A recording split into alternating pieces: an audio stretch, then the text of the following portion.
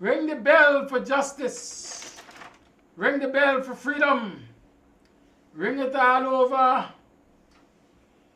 Ring it all over. Well, the Working People's Alliance is here again this evening. It's now 18 hours 39 on the 26th day of September, and we are thankful that you are welcoming us into your living room and your personal spaces. Yes, it's another program of the Working People's Alliance, DAYCLEAN. Ring the bell, ring the bell. It's quite a while since the Working People's Alliance has been ringing the bell. Takumo Banse, can you give us a fun fact? How long has the WPA been in the fight for justice and freedom and democracy in this country? Well, I'm not good at remembering the years, but I think it's at least 40 years plus. 40 plus almost years. Certain, 40 years plus, yeah. 40 plus years. Yeah. And I learned that a lot of the WPA followers and the, what should I say, the nucleus of WPA came from Austria? Yes, in part, because WPA also had its formation, people from Ratoon, people from the Indian Political Revolutionary Associates, IPRA, Moses Bagwan, and the other Indian comrades. You know, so yes, it had in its core Askri and IPRA, and then Ratoon, okay, and to a lesser extent the Working People's Vanguard Party, which was part of the WPA and left fairly early in the relationship. But basically, yes. And so in short, if we look at that fun fact, as I call it, one would come to realize that WP has always been, well, from its inception, WP has always been a coalition of sorts. Yes, it's always been a kind of coalition of coming together of many groups that actually brought the WP into being. Very well so.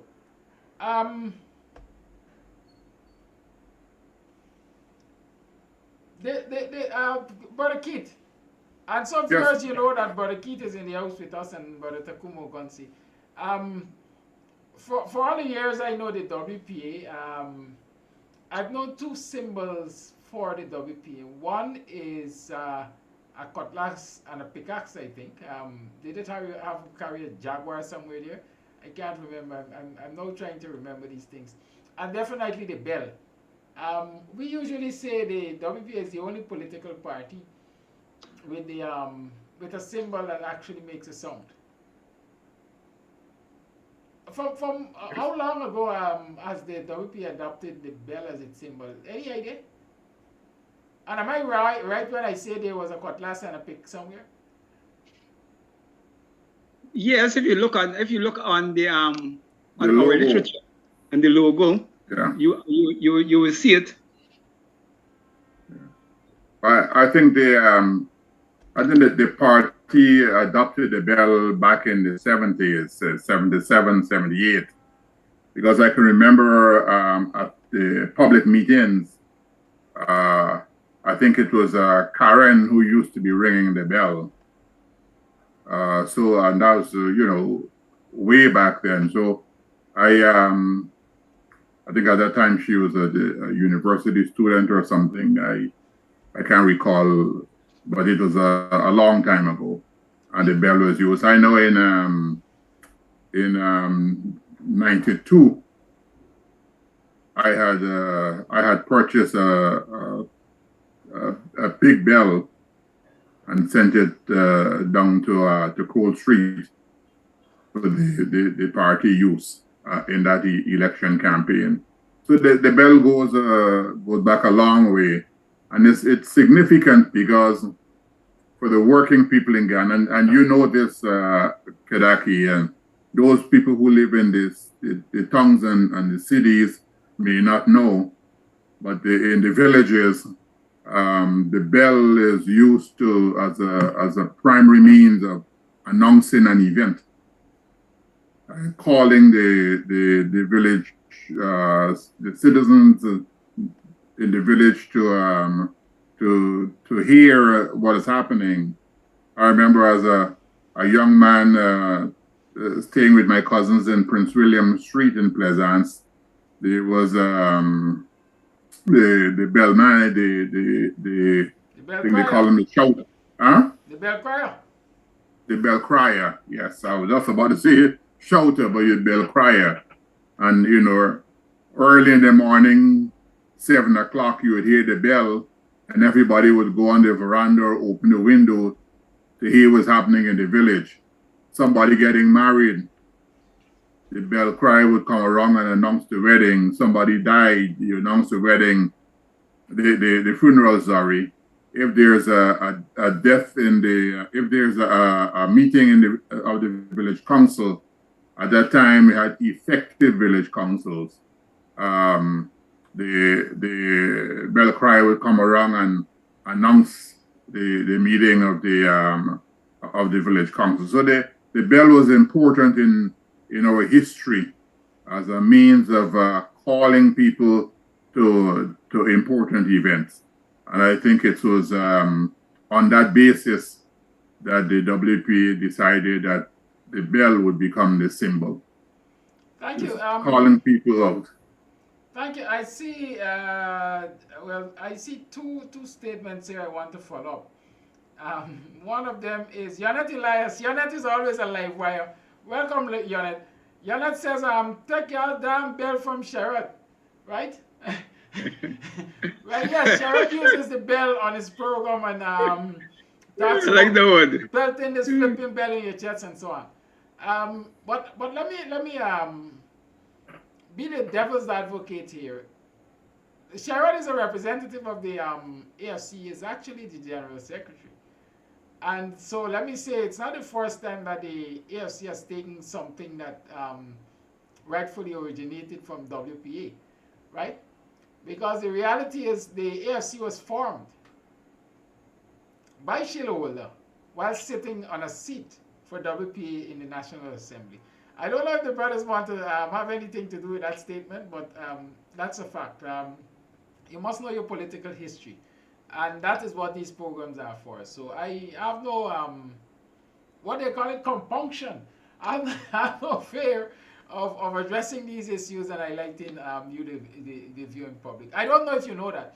When the AFC was started, Sheila Holder was a representative of the WPA in the National Assembly. And as a matter of fact, I would want to say there was somewhat falling out over that seat, because despite the fact that she went ahead and she formed the AFC, with, I think at the time, no, I was about to say Cameron Ramjatan, but it was Raphael Trotman, right? Who got fallen out, I think, with the PNC at the time. She held on to that seat. She never gave it up. Yes, Ogon, you were about to say something? Yeah, I was trying to confirm your statement that you're right, that she was representing the WPA in Parliament at the time when they formed the AFC. It was 3 defection of 3 sitting members of Parliament: Raphael Troutman from the PNC, Kemraj from the PPP. Yes, yes, PPP, and she from the WPA. I mean, that's a long story. Probably at some appropriate point, we should spend some time on the background of the behind that development. You know. I somewhat I sometimes relish history, because as we talk about those 3 defections, I think it is a one time perhaps in the history of this country that the opposition and the opposition PNC and governing PPP agreed. They had a consensus on doing one thing in Parliament, and that was changing the law as it relates to people sitting in the National Assembly in seats, and the removal, that's it, the removal of sitting members of the National Assembly. I think the law was changed because of those falling out, to say that I think the leader of the list can remove any sitting member. Am I right? Yep. Yeah. Good. You know, the thing about Sheila Holder's absconding to form this party, is that when you read in the press, you always read about Raphael Trotman and Cameron Ramjetan. They really don't mention Sheila Holder that much. But what was noteworthy about that is that, you know, Trotman left the PNC that at that time had about 24 or 25 seats in the National Assembly, and Ramjetan left the PPP. That was the government at the time. He fell out with Jagdeo over issues of talking to the Americans and all kinds of stuff I can't get into. And so the PPP had the majority in Parliament. The WPA had 2 seats.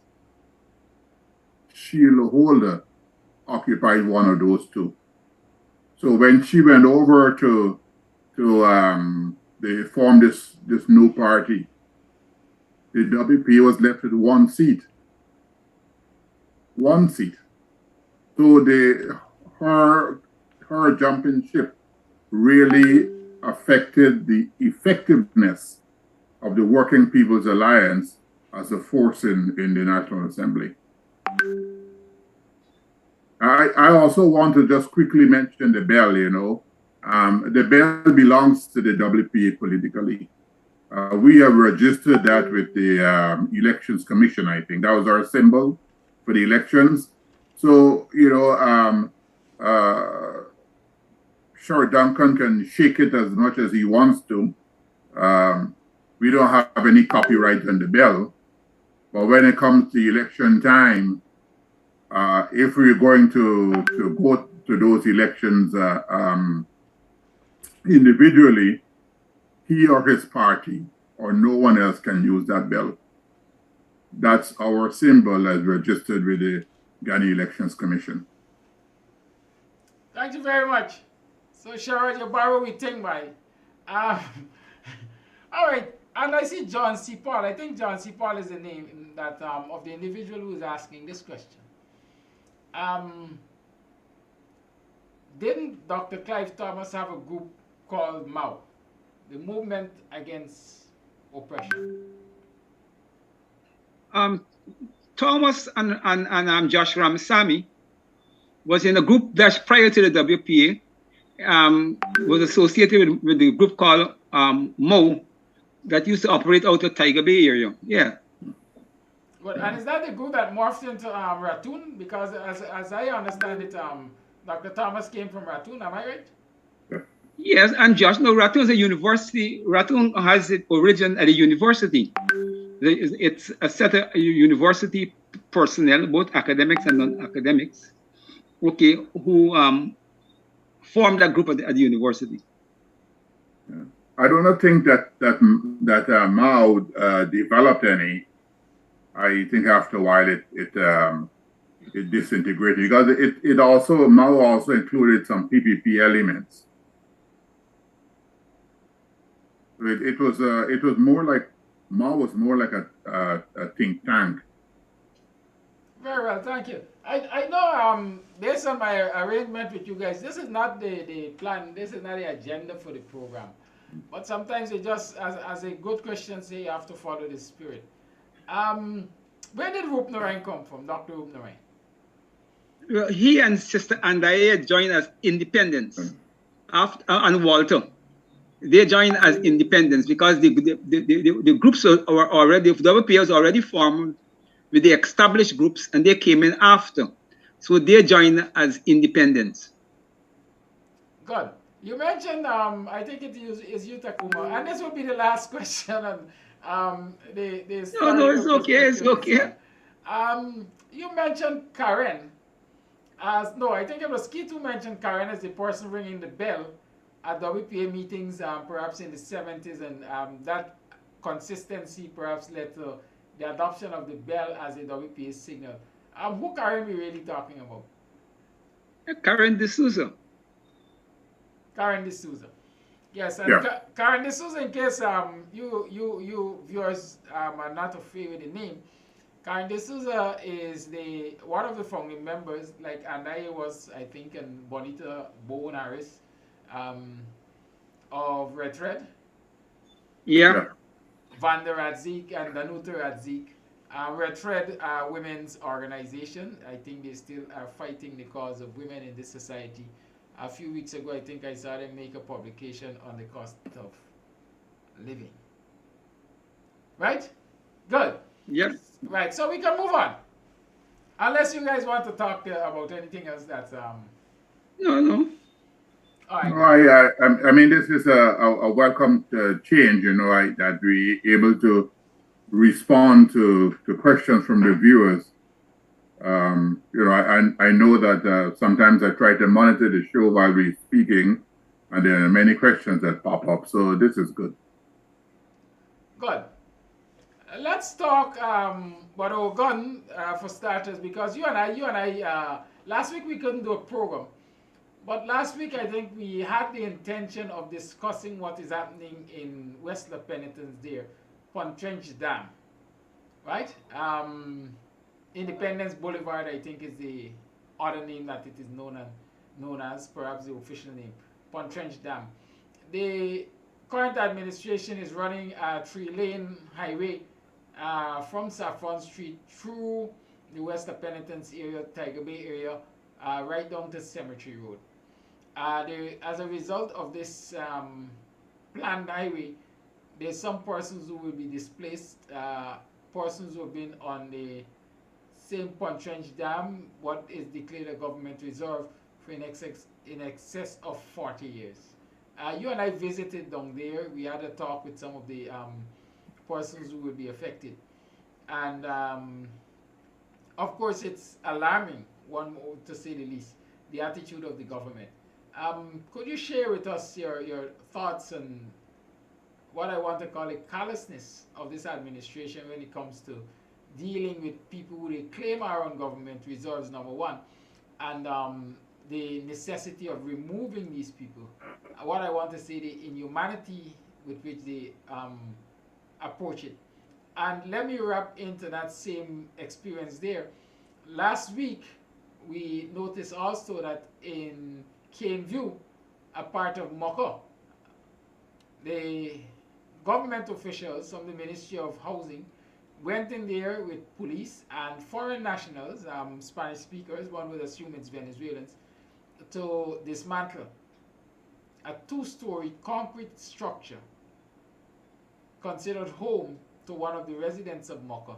And the residents are saying that this place, Cane View, is really ancestral land with direct connections to Moko. Your thoughts on these developments and the treatment of citizens, despite the fact that government claim that, look, this is government reserve, we have a right to reclaim it. Okay. In terms of the 3 highway that the government is building, that is cutting across the area that you mentioned, what struck me, and I think it will struck any objective observer, that there is no way one could accept that a project of that magnitude must have involved pre-planning, and the government and the Ministry of Works must have known that the road would be affecting a number of persons who have been occupying that spot for many, many years. And it is only natural that any caring and responsible government would have had very early a discussion with those to be affected and to try to work out a solution that is acceptable to both sides. And in this particular matter, I found that the persons who are to be affected, I have never for a long time, I haven't seen a set of people whose life is faced with that kind of disruption and sudden uncertainty demonstrate a willingness to cooperate with the authorities and to put aside the anger and the hurt and willing to enter into a reasonable solution with the authorities. So if they had approached those persons the way any civilized government would have done, I think they would have quickly find a solution to the problem. But you can't begin to build a road, bring in bulldozers, drag lines and so forth, and beginning to commence building the road, and then turn up to those persons who have the fixed structures there and tell them within 2 or 3 days, you have to move. That is beyond callousness. That, to my mind, is a conspiracy to hurt and to damage people. I could only see it in that terms, because the government must know it is totally impossible for those persons to find alternative living space in terms of land and physical removal and rebuilding of their properties, their homes, without some significant help from the state. So once the state refused to do that, it is beyond callousness. And one have to ask the political question whether it is not part of the apartheid reflexes of the government when dealing with African communities and African people as it relates to these matters. And I will end my comment on this aspect of the question you asked by referring to a young brother who spoke excellently on the matter and how it affects them and his feelings on the government attitude. He said that this government disrespects Black people. This government don't care about Black people. And I think that sums it up all. Brother Kit, you want to wade in there? Yeah, well, you know, I know that I know that area very, very well. I went to school in Charleston at House and Charles Street. So that area, Hunter Street, Alboy Street, Courier Street, going east and Hawk Street and going west and going east, Nomprel and Lependon Street and so on. I know all those places well, and I know Pontrench Dam, Independent Boulevard well also, because I had several friends who live along there. During that time, you know, I also played basket. After I had finished high school, I started playing basketball for the Boys Town White. So I have a good idea of that area. And during that time, I can't recall of any houses or buildings on the dam. But what I do know is that a lot of it, from let's say from Courier Street all the way back to Nomprel Street, kids utilize it for different purposes. There was a cricket, soccer, you know, the young girls playing the hula hoops and so on. I mean, that place was always in the afternoons a lively place. You know, you learn the art of anticipating when the bumper ball would hit somebody's walkway. You know, people put the wood from the street across the dam to the houses, and so they can get in and out in the rainy weather. And if the ball hit that wood, it can go anywhere. And you anticipate where where your ball would go when it hits the wood, so you can be in a position to stop it. So I know what happens in there. I saw part of your interview in that area with some of the people who were squatting, and it's really sad because, as Ogun said, it's this is something that can be worked out. You need a better call the people together, tell them what you want to do, and offer them some place to go. But this is a habit of this government, because you remember the guy Suko under C.S. Narayan Singh flooded that area in Success. People were flooded out of their homes. So this is the kind of draconian behavior of this government. There's no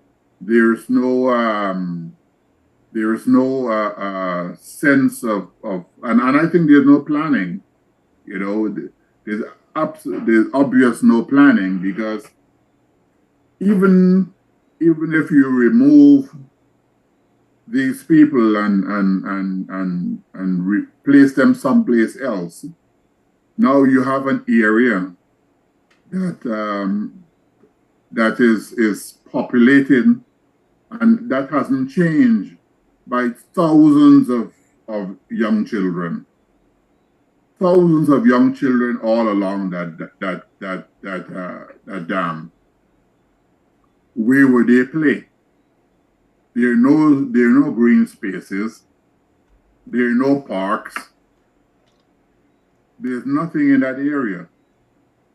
Where would they have the sporting events and so on? Where would they be able to kick a football or play cricket or gam or whatever, if they still play gam? There's no place. That's the first. Secondly, is that you have a 3-lane highway running through a dense neighborhood, unheard of. It is unheard of that you would put a 3-lane highway through a neighborhood that dense with people and children. Now, let's say a guy is living on the southern side of Independence Boulevard. I mean, how would he get out to go to work? You have to walk all the way down. Let's say he's living by Alboy Street. There's no kind of, he have to walk all the way to Hunter Street or back to Correa Street to get across the road. And how would he cross? Are you going to put walkovers? That doesn't work. In God's name, can you build a 3-lane road through a dense community like that community? It's unheard of. Unheard of. I'm sure that their planning could have worked differently. But as I said, they don't plan. Somebody goes into a meeting and says, well, look, we have Pontresh Dam there. Why don't we put a road there and connect to Cemetery Road? That would divert the traffic from the turn. So yeah, that's a good idea. Okay, let's move the people tomorrow. That's the kind of thinking I think takes place in the government. No forward planning. None whatsoever. If not, they would have had a different outcome.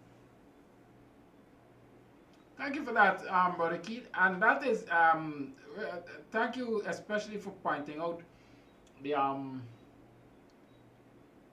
absence of, or the soon-to-be absence of play space for all of the children in the community. Thank you for pointing that out especially.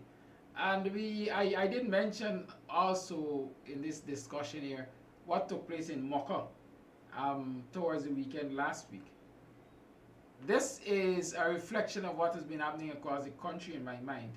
The PPP has been going to areas where people are saying, listen, these lands that we are occupying are ancestral lands.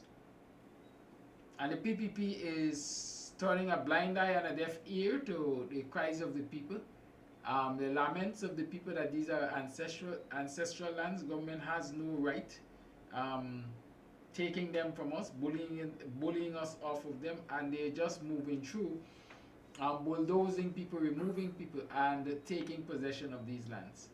And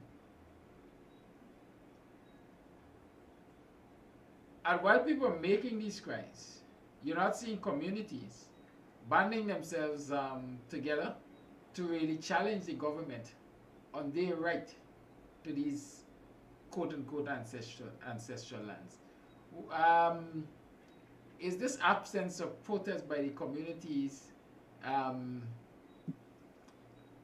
the visible absence of protest by citizens across the country indicative of something where the citizens are concerned in terms of perhaps not having an interest in protest or being fearful of protesting against this government? I want to say something quickly before Owen starts. I try to follow this situation in the Moko Arcade area there. And I listened to a few comments by some of the citizens who were displaced. And it seems to me, and you know, from my vantage point, it seems to me that the government went to these people and offered them land elsewhere. And it seems to me that they took that offer. But the government, according to two of the people who I listened to, the government told them they were developing the land that they were going to give them someplace in Peters Hall, I think. In Peters Hall. And up to now, the land isn't finished developing. But they came and wanted the people to move. And some of the people are farmers. They have, like one guy, he's a pig farmer. He has, he said he has 150 chickens and a couple of dozen pigs. And he can't just move them like that. He has to move them and take them someplace. And since the land isn't finished developing and the government hasn't given him access to go and live there, he has to remain where he is. And I said before that there's no particular planning taking place, because if you know that you're going to offer these people other lands, you will get that land developed as speedily as possible. You know, whatever, digging drains, demarcating the lines and so on, you get it done as speedily as possible to give the people the time to get out. But I think the other part of it, and I want to mention this quickly, is education. I think we need to continue and ramp up our efforts to educate the citizens about their rights. You know, I got the impression that the government goes to some of these communities and say, well, you know, here is $5 million. And people get excited about this money. And, oh, government give me $5 million to move, take the money. So they take the money, which means that they have committed themselves to moving. And if you're not aware that first, the government can't move me from this land. This is ancestral land. I can't sell this land. It's ancestral land. Then the whole issue of being kicked off the land would become null. They would have to do it by force. But when you take that money you have entered into a contract with the government to clear off the land. And that's exactly what they do. They don't care. You got the money. I pay you, move. So we have to continue the process of educating our people that they don't have to take the money and they don't have to move if it's ancestral lands. Hogan? Yeah, I just want to add that while I agree with Kit that there might be an element of not engaging in plan, I understand the context in which he is arguing plan, but I think what the people doing is planning. That is the plan. You know, in politics, look, man, these things happen so frequent, and they happen in the context of public criticism or outcry. And no government could, in that situation, say it cannot address its behavior to reflect a more civilized approach to these matters. And the same thing is not done in Indian areas. So I think that is the PVP plan as it relates to non-Indian Guyanese areas where their supporters are not involved, but where opposition supporters are involved. They have that kind of plan to deal with those constituent areas. So I think it is very deliberate and well planned. And they get away with it because they haven't yet received the appropriate response. I think Keith's point on the taking the money and entering into an agreement and is very important that we have to educate people on. But I want to direct my remarks to the example that you raised about the government sending in persons to demolish a concrete building, a two-story building or something like that. No, I mean, I worked with Sarah for a number of years, a few years. And one of the issues that Sarah had to deal with is government lands and government reserves. And I know that in Sarah, we have met situations where people build in some cases, mansions on government reserves. And the authorities, whether it's local authorities or central government authorities, always find a way to accommodate those structures since it was already built and since it involved, multi-million dollars. So it is not new. It's not a new problem that the Guyana state is faced with. So if they wanted to behave properly, they would have found a solution around that property and not, bring in naked force and to begin to demolish the property. That's totally unacceptable. And I agree with you, Kodaki, that in those circumstances, the community should rise up in defense of their fellow citizens. Because it is that absence of collective defense that make individual citizens very vulnerable to the government oppression and bullyism. Because if they knew that if they enter that community to do what they did, that it would lead to a massive confrontation between the community and the persons who they send in to demolish the building, they would have think twice. But because they were probably sure that there would not be a major response, that they felt confident to do what they did. And the community must engage in some amount of self-criticism, But I take the view, if we're talking and examining, protest culture and how people respond, protest is not a normal part of human life.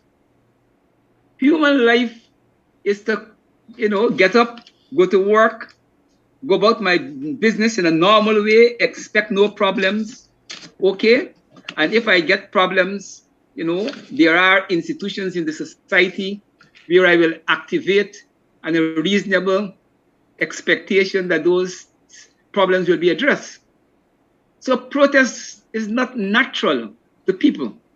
Protest is unnatural human behavior, where people have to consciously be worked up to a position where they said they're disrupting their norm, okay, and engaging in an action that constitutes a protest to make a statement to the authorities. So it is not natural human behavior. It requires effort.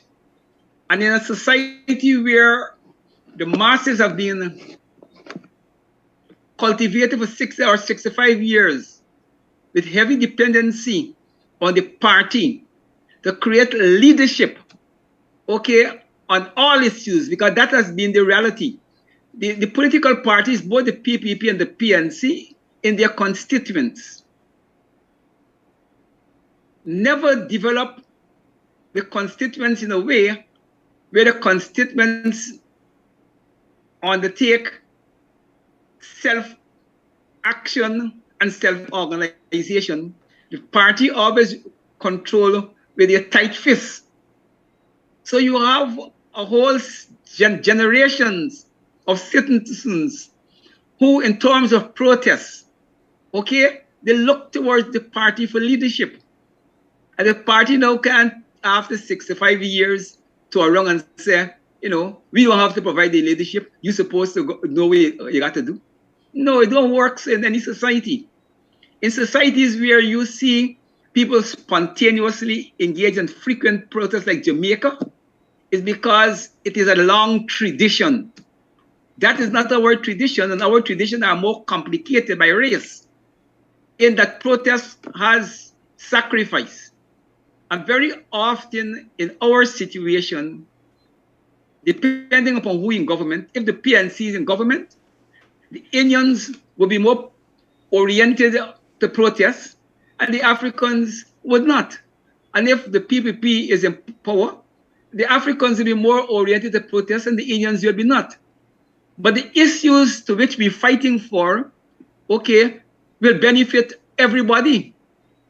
But because of our political polarization, people feel that they're being used by the other side when their side is in power. So you have these real cultural and political problems that affect not cohesive behavior that you could say, you know, is progressive in the Guyanese situation. Our politics have created retrogressive behavior as it relates to protests. I'll stop here and give you the chance to come in. Kid, do you wish to come in? I just want to say I agree with Ogun that historically, if people are programmed in a particular way, then that's what they do. But in terms of you know, just human action, but I think that there's some deviations to the norm. I mean, let's look at the sugar workers on the quarantine. I think you know, their union GAU is a big part of the government, and the head of the union sits in parliament as a part of the government on the government benches. Yet, this is not the first time in the past month the workers walk off the job and are demonstrating because they feel that there's some injustice taking place in terms of wages. So the point I made is that sometimes every now and again you get that breakaway action, and that spontaneity that tells us that there is still a place out there where people, when pushed to a certain point, would react. I feel that in this case of Gaisuko, it's about money, and money always brings that kind of reaction. In other areas, you know, people feel, well, look, you know, this doesn't affect my pocket. This immediately, you know, you don't say, well, okay, I'm going to picket at GCOM because eventually what is taking place in elections is going to influence my income. They don't think like that. They're saying, I'm not going because it don't bother me. Those who show up for the picket are those long-term thinkers who can connect the picket, the demonstration, with eventually affecting their livelihoods and their standard of living. So I think that there's still some spontaneity, but I agree with Ogun to a large extent. People have been programmed to depend on the party to call them out. You see, on the question of spontaneity, I didn't address spontaneity very deliberate, because spontaneity, you know, in any real effective way, something you can plan for. It just happened. But what I was addressing is the natural behavior or the natural reflexes of the average Guyanese citizen or the average African Guyanese person in an African community. You see, what we got to recognize is that the African community haven't been called to battle by their political leadership. To the extent they are being called to battle is electoral battle, and they're being prepared for an election in 2025. Therefore, they're functioning by and large in the context of that. The African party, okay, that the PNC, okay, haven't disrupt the norm in the society and said, look, okay, we are in a battle, and this is the line of march. Therefore, their constituents, okay, are responding based upon what they understand the party is doing, and they're reading into that. That look, okay, we hear anything that suggests that if we go outside there and start a ruckus, the party will support us. The party haven't instructed us to start a ruckus. So, you know, even though a lot of them feel that that is necessary, they're not oriented, okay, in a large way. You're going to get a few who will break away, but they're not oriented in a large way, you know, to act that way. And the thing about protests, it either got to be organized, especially when you're talking about protests outside them.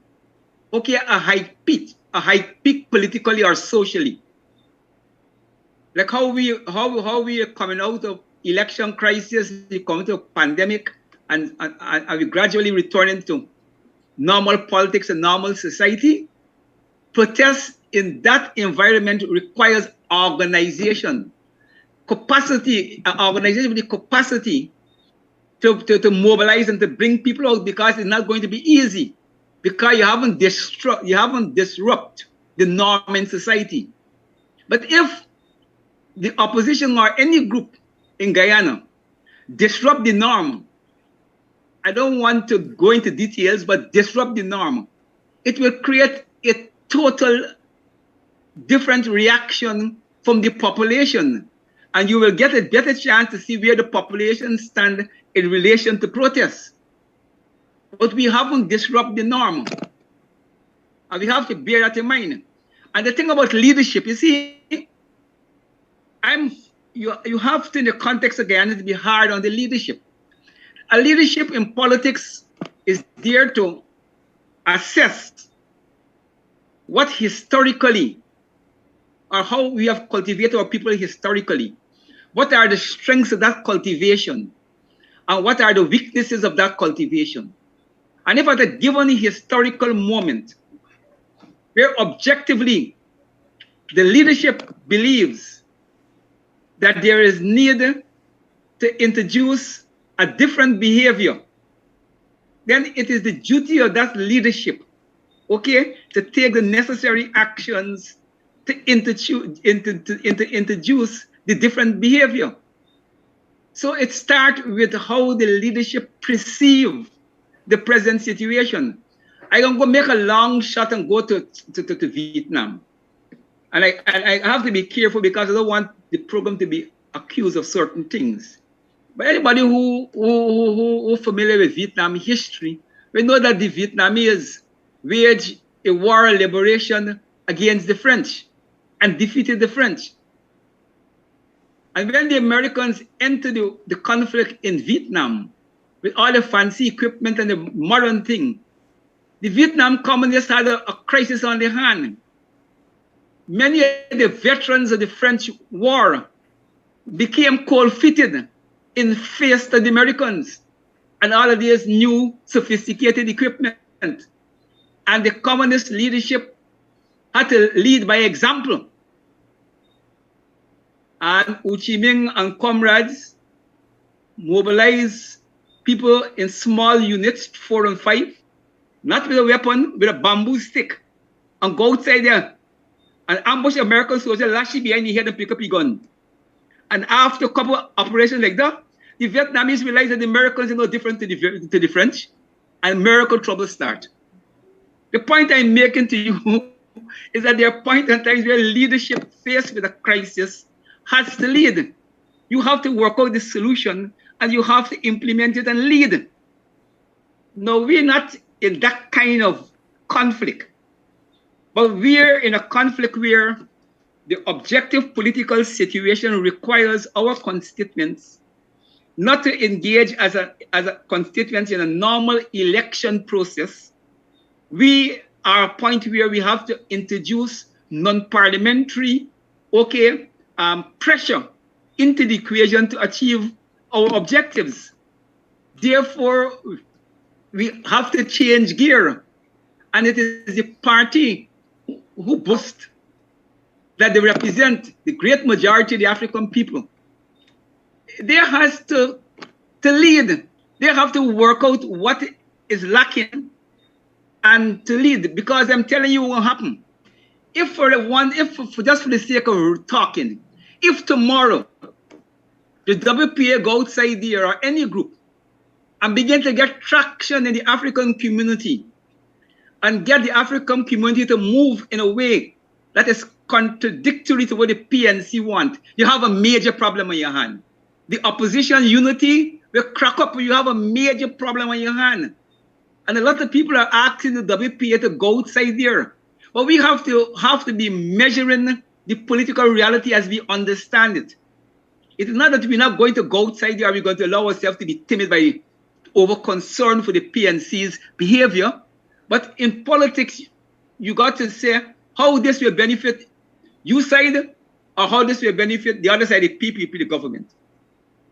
And I'm saying that in Guyana, matters will be much more manageable if the PNC was to do what they ought to do and supported by others. But the PNC would behave extremely negative if they believe that the WPA or some other force come up and is leading the people in a direction where they, the PNC, don't want to lead the people. You got a major political crisis in your hand on the opposition side. And that is why I spend this amount of time trying to illustrate and to press the importance in our equation for the party to lead. Now, we, the WPA, have been fighting and promoting to people and suggesting they must engage in the self-liberation. And we have to continue to do that. But that is a more long-term prescription to the problem. But we have to have prescription to the problem that deals with the political urgency that is facing us in our constituency and the country as a whole. And that can't wait all the time for long-term renovation in people's political culture as it relates to political action. action. You have to engineer the people's political action, you know, to the results. Even in professional armies, if a government was to ask the army whether they want to go to war, soldiers they want to go to war, soldiers will say they don't want to go to war, but the government you throw them into war, and then the war culture develop and they operate based upon what they've been trained to do. That is how human beings behave.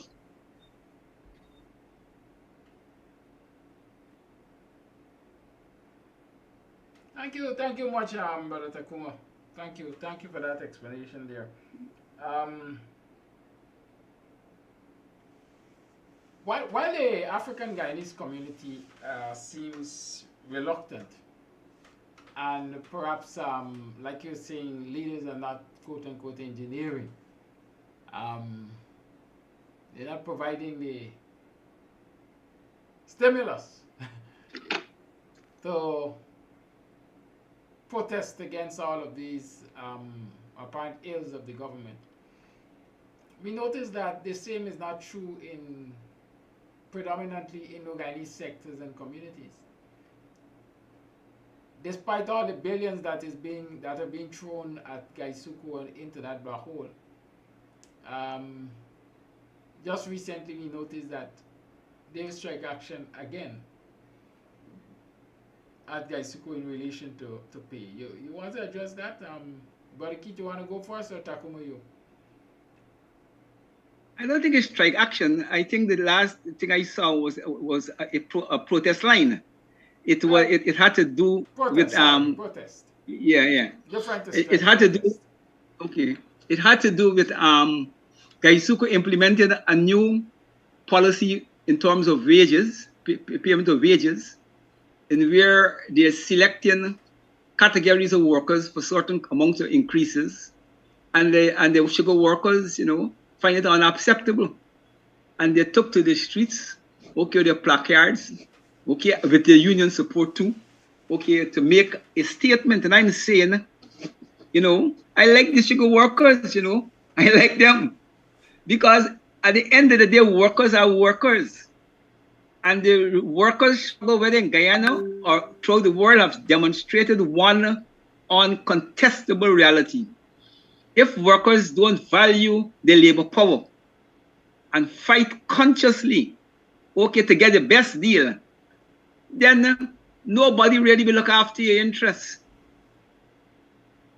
And I can't understand why the other workers in the government sector, the public servants, and other workers in the other areas of the economy, you know, ought to take a lesson from the sugar workers and to begin to act like how the sugar workers are acting. I don't expect them to act with the same level of consistency because they don't have the history. But they can't tell me they can't have a one-off or two-off shot similar to what sugar workers are doing. And that's why I like the sugar workers, regardless of who in power.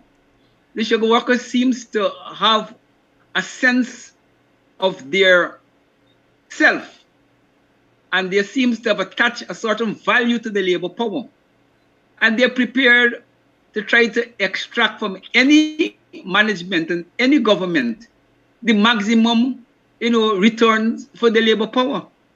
And I salute that. I salute that. But like you rightly said, meanwhile the representatives of the public service and the public service workers seem not to have the same energy. Yeah.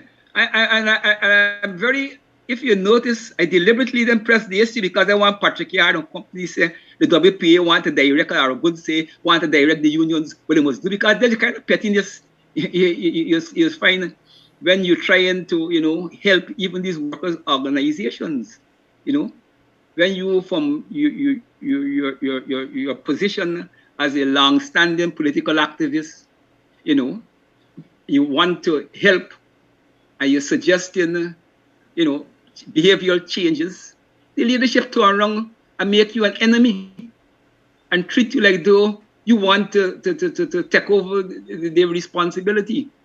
So that's why I've been very low-key on pressing the unions, you know, because I've had over more than one time examples, even writing letters, pointing out certain things, and then you have to go into whole long polemics, unnecessary polemics, with people who should know better.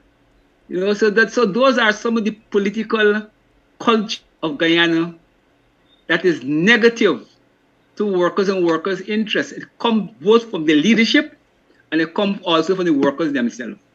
It's a two-way flow. Thank you, Brother Kid. I think that Ogun mentioned the historical antecedents that really influence that kind of behavior. And I want to say that's true because, you know, we think of the sugar workers and the spontaneity, and we applaud them for coming out on strike. But also we must remember that there's a support base in the sugar industry that is free and clear from the sugar itself.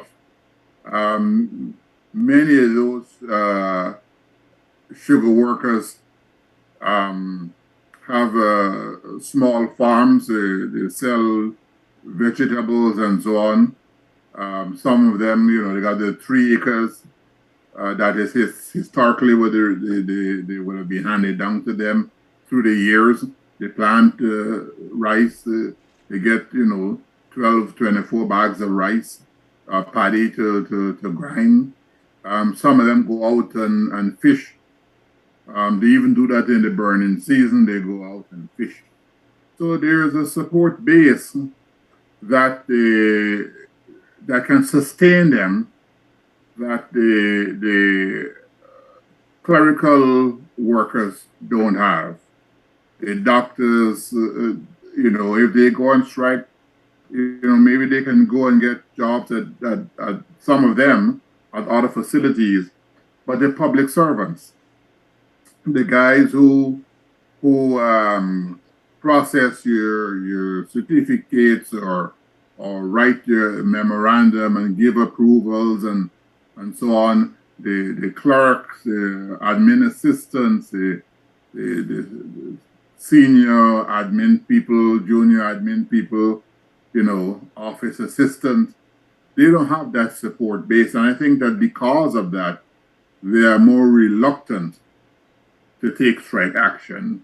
And as I said, it would only, the spontaneity would only come if there's if it's directly related to their livelihood. And if it's not, it will take time and education.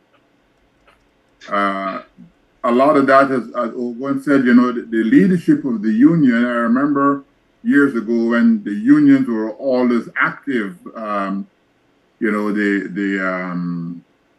even when the leadership of the PSU was controlled by pro-government individuals, the rank and file was still active, still pressing, going in a different way. There are a number of teachers and public servants who were fired back in the 70s and 80s because they led groups of people, even people like Brenda Doe Harris. I don't know if you can remember her, Ogun. Yeah. You know, she was fired because she dared to press her issue and run against the government appointed union leaders. So you know, there were people who were willing to take that chance in the leadership, but many of them are very strong professional people who, you know, they get fired today and they go to London or the United States the next day and find a job very, very easily. But until such time as the objective factors kind of realize the subjective factors, people continue to act in a laissez-faire way. The subjective factors, your quality of life. They have to see that in front of them, that the quality of life is going to be affected immediately.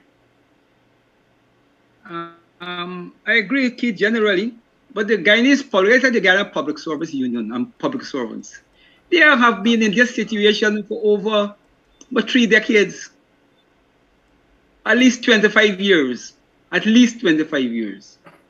they can't find a response. And I'm not talking about a revolutionary response. I'm talking about a response that is superior to what they're doing at present. You may not be able to hold a general strike because of all the factors that Keith point out, unlike sugar workers and rural workers and rural community where you have more, activity that will help your sustenance. I take it that in the urban area, the urban workers are more vulnerable. But you can't tell me in 25 years, you can't have 1 and 2, 2-day shutdown, strategic action. No, I refuse to accept that. I think that speaks to a bigger problem.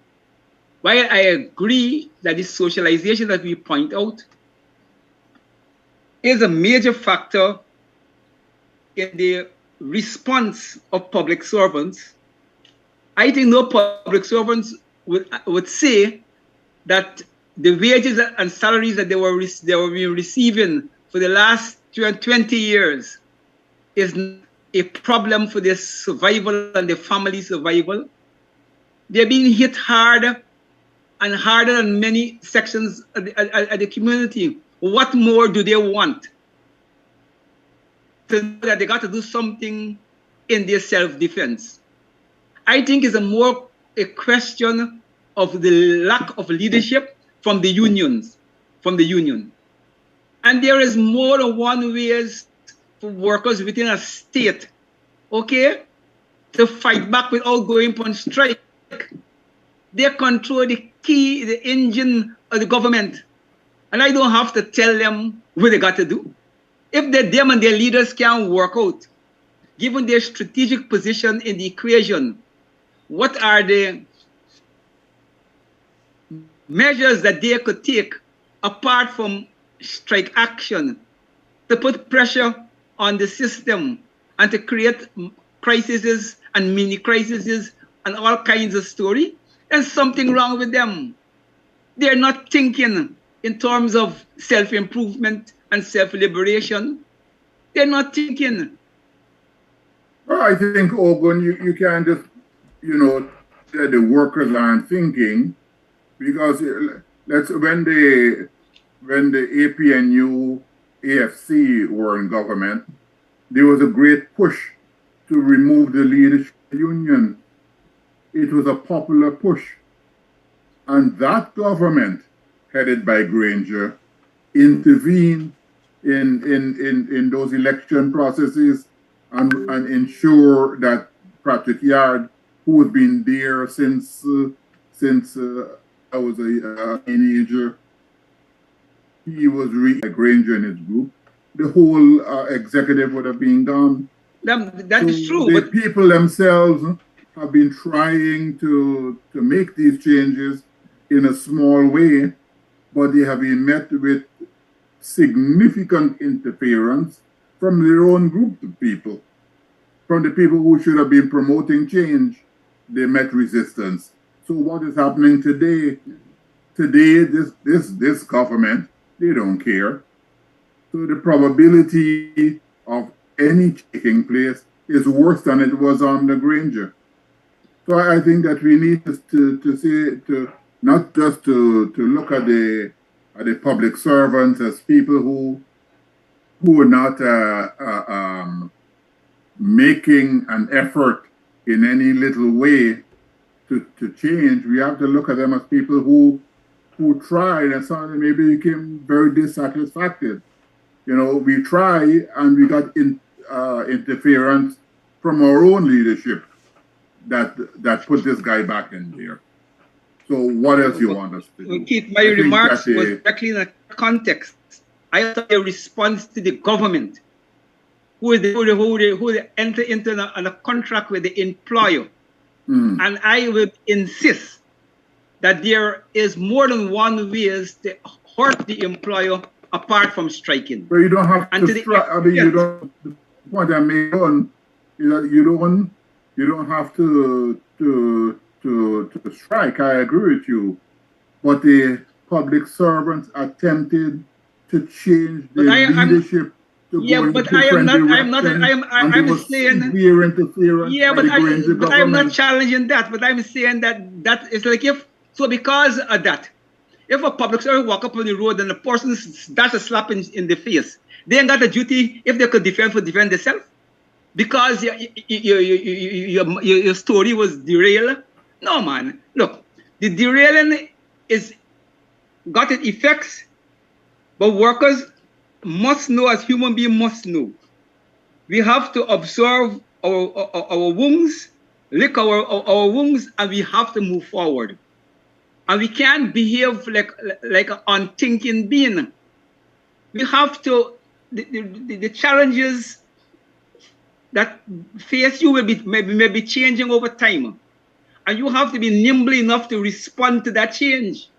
And I'm saying the issues that I'm pointing to is basic issues, man.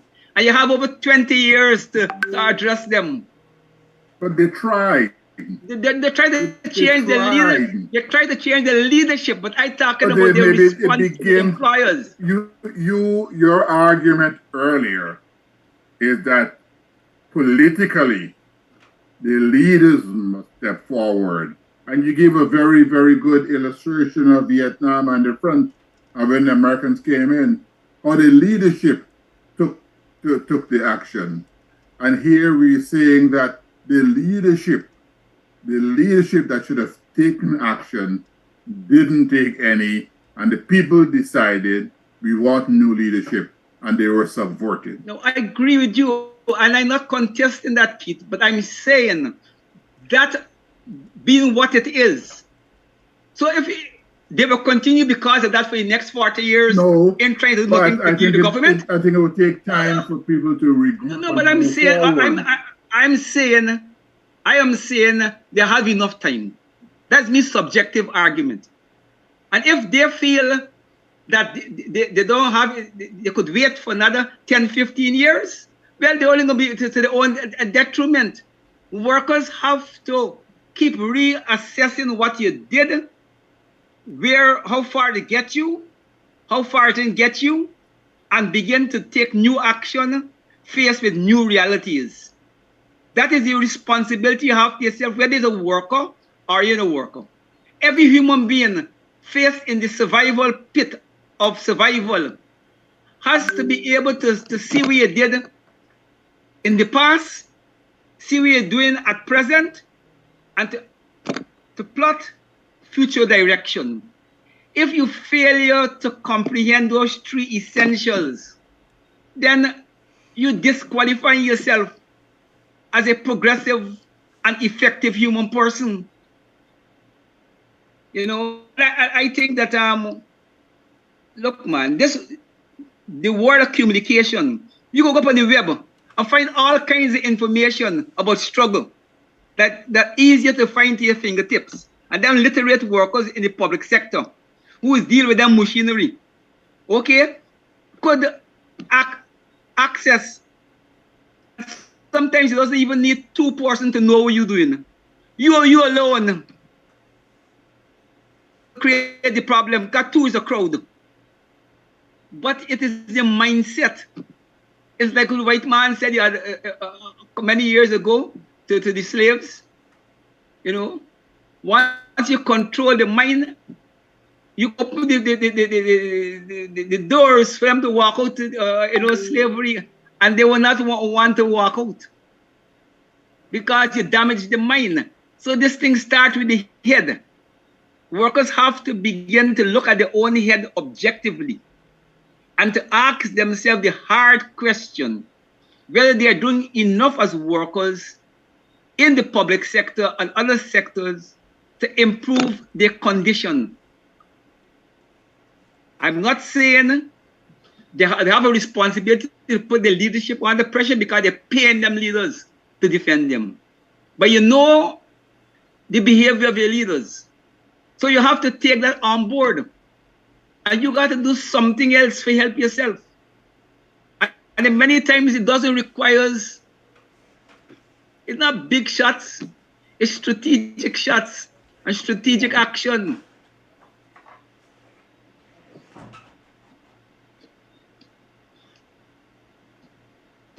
Back to you, Kodaki. Like you make Kodaki drop to sleep out. Kodaki, like you say you to sleep out by. Like we lost Kodaki. Yeah. No, but you see, there has to be, you know,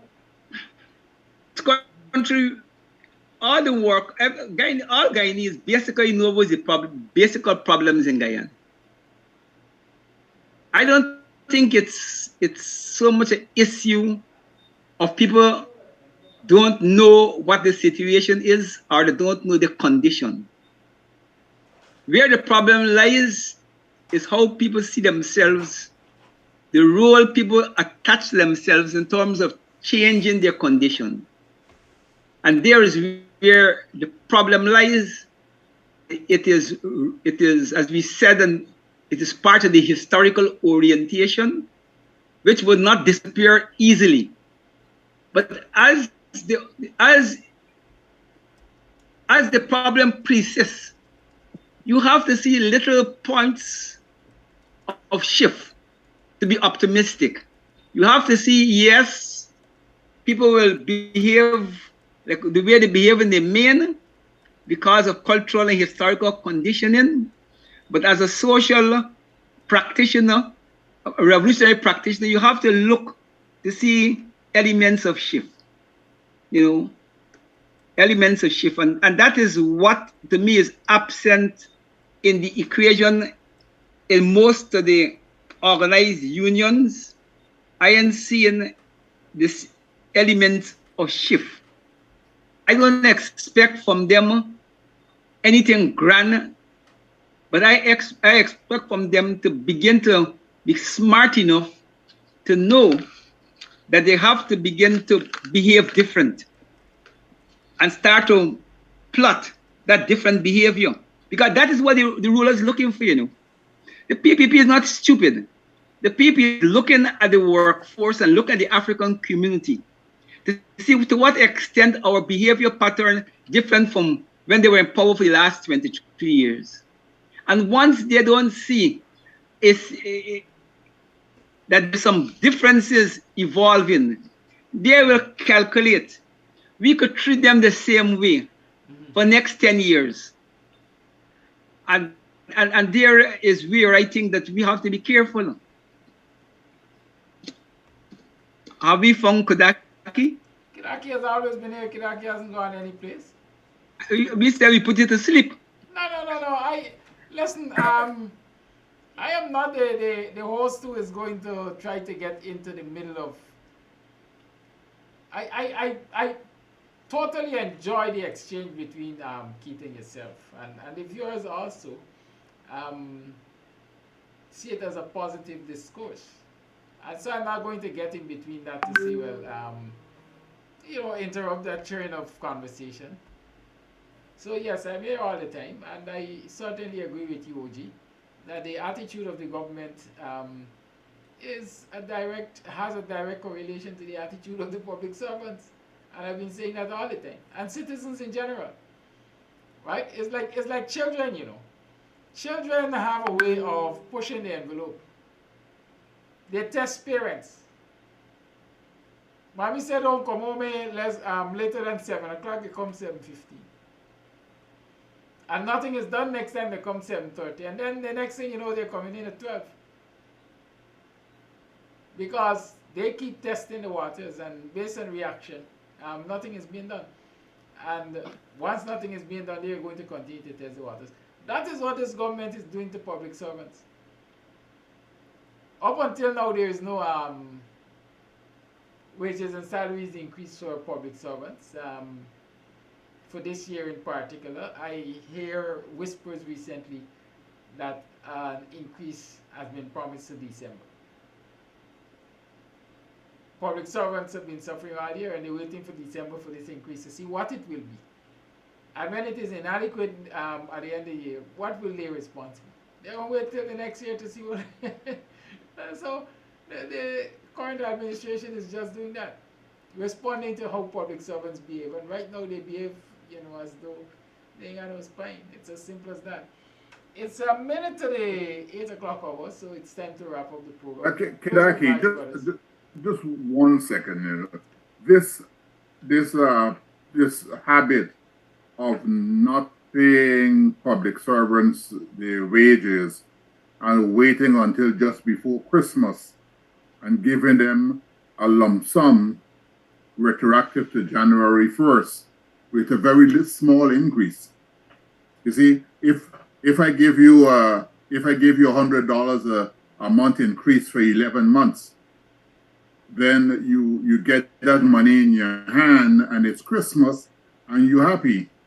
But the real increase on your wages going forward, it's just $100, which is insignificant to improving your welfare, even keeping up with the cost of living. But you get this $100 for 11 months. You get $1,100, and you're happy. You can go shopping for, and I'm using arbitrary numbers here. You can go shopping for your household for Christmas. You can have a good black cake and pepper pot. But come January, it's only $100 on your wages. And this behavior originated a long time ago. I can tell you that. I worked in the public service. I say is time for change. The continuation. It's time for change. You got money now. It is a strategy to keep people in poverty. For example, a temporary $40,000 a month job, 10 hours, $40,000. They just have you going around like a hamster. Every day, going to work by a joint $40,000 a month. But it keeps you in poverty with a false sense of security. You're doing something, but really and truly, it isn't anything that will better your life. That same a year-end payment which you were talking about, Keith. I have been talking to a friend recently about it, and the situation is simple. We're going to pay them all year. We're going to pay them at the end of the year, like you rightly said. They're going to get money to go and support our big merchant friends on Regent Street. And bet you, at the beginning of the new year, they're also going to be in debt. Because some of that money that we give them lump sum is going to be used as a down payment at courts, etc., to buy things which ordinarily they couldn't afford to buy. Right? And that is a mentality, that is what the government recognizes, and that is what the government is working with. Good? But if they were to be given that as I said, it's historic. I worked in the public service in the 70s. But goodness, nobody learned some history. Anyways, closing remarks. I don't know if you have anything else to do in closing, Keith, or Ogan, closing remarks. Keith, you first, if you have anything to say in closing. Yeah, I just two things. I want to cover two things, but I'll mention one. On the West Coast in Newville and Flanders, Canal number 1, where they're going to run the gas to shore pipeline. Nandalal and Bishop Edghill had a meeting with the residents there, and from what I learned, what I read, that they're setting up first. The residents were kind of shocked of the amount of land that they wanted, and the same thing that happened in Mocha Arcadia area apparently seems to be recurring here, where they're going to send out lawyers to negotiate payment for these people and take the land. Many of these people have developed the land in that they have produce, they have cattle and livestock on the land. And the government seemed not to be interested in the cost or in the value of the land. They're looking at cost. So if the cost, the present cost of the land based on the whatever evaluation they use is $5,000 current market value, they're not concerned with the fact that this land is valued more than that because it has rice in it or because it has cherry trees in it. So they're rampaging through the area to get the people's land at what they call current market value, without taking into consideration the development of the land. Let me ask, I didn't get the name of the area clearly, but what is the populace of that area like? Is it another Mocha? I don't know. It is Nouvelle Flanders and Canal number 1. Oh, that's on the west side as we see. You know, one of the things I've been encouraging people to pay attention to, and we're seeing it in Caneview, because this government approached the residents of Caneview and started offering them money to move when they declared that they were going to be doing a bypass road through that area. The bypass road from East Bank was supposed to pass somewhere through Mocha or close to Mocha in the vicinity. And so all kinds of approaches were made to those people. People, I don't know if they were pretending to be representatives of the government, but they went to them with letters from the Ministry of Finance offering them money to move and so on. Now, at the same place you're talking about, Flanders, Nouvelle, Flanders, on the west side, the same approach. Now, we know that governments usually take in lands to national development and compensate people. But one of the things which is alarming in these instances is, for example, in Mocha, where the two-story structure was destroyed, word on the street is it is going to be given, the land there is going to be given, or it has been identified for allocation to a businessman. And so what the PPP has been doing is, in these areas where these new developments are taking place, where highways are passing, where oil to shore operation is going to take place, where the value of the land is accumulating, where it is appreciating, they are forcing particular sets of people off of the land and will then reallocate those lands to their friends and cronies. We're seeing, for example, over at, that's Wales, where the coalition government had given lands associated with the closed estates to former estates, former workers of the estates and other folks.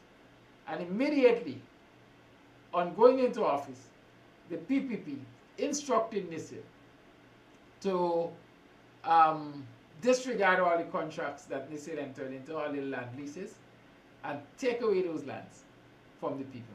Some of it is in the court right now.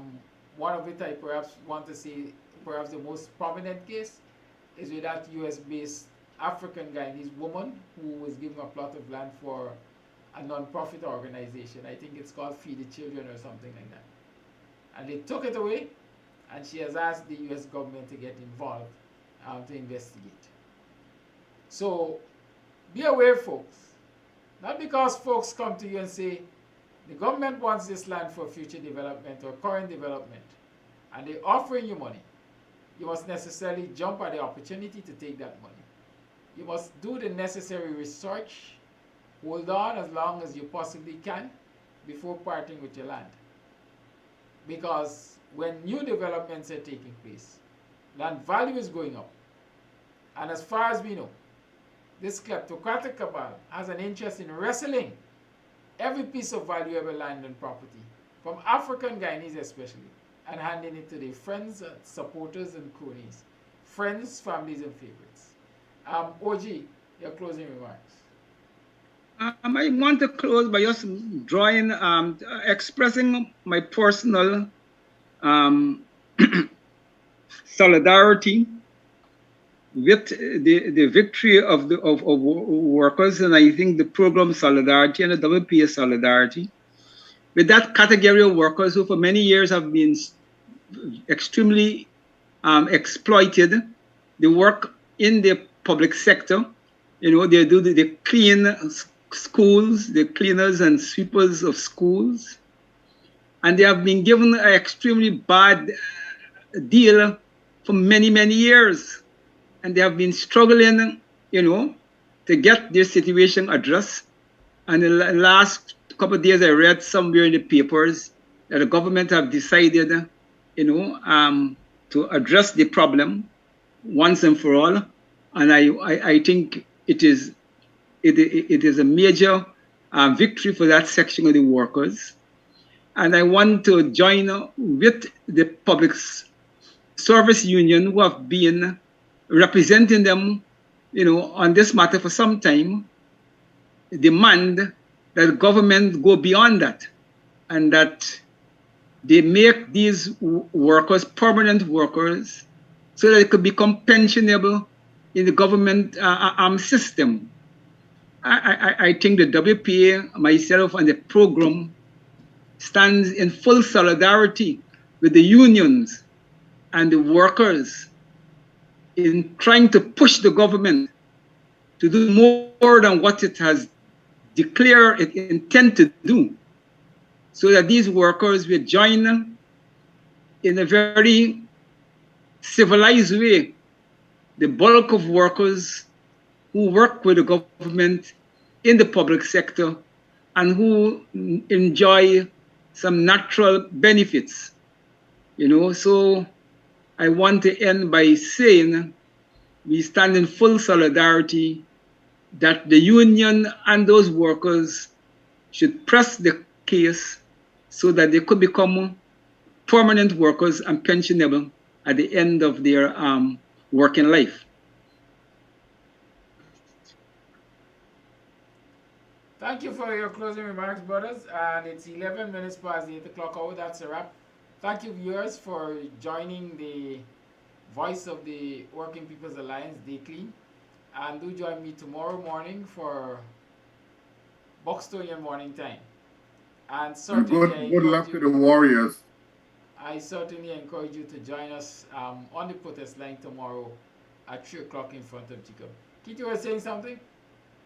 I said good luck to the Warriors tomorrow. Well, you know, I don't know why y'all just pick a fight with me, you know. And the Warriors, I quite frankly, I am a nationalist, but the Warriors is not necessarily representative of Guyana, but more of them boys who want fetch free Guyana money, right? We can have that discussion later because, and we will have to have this, well, I can have that kind of discussion on my program. I don't know that we want to discuss it on the WPS program. But I noticed something, let me see. Tickets have been sent to schools. Free tickets have been sent to schools so that children, students can attend these cricket games. What I am certain is that those tickets are not free to the citizens of Guyana. Monies are coming out of the coffers of Guyana to pay for these tickets. So the cricket franchise is just another way of ripping citizens off. By itself, it can't stand. It will be run at a loss. And so they use schools now to ensure that they have ticket sales. I can't support that.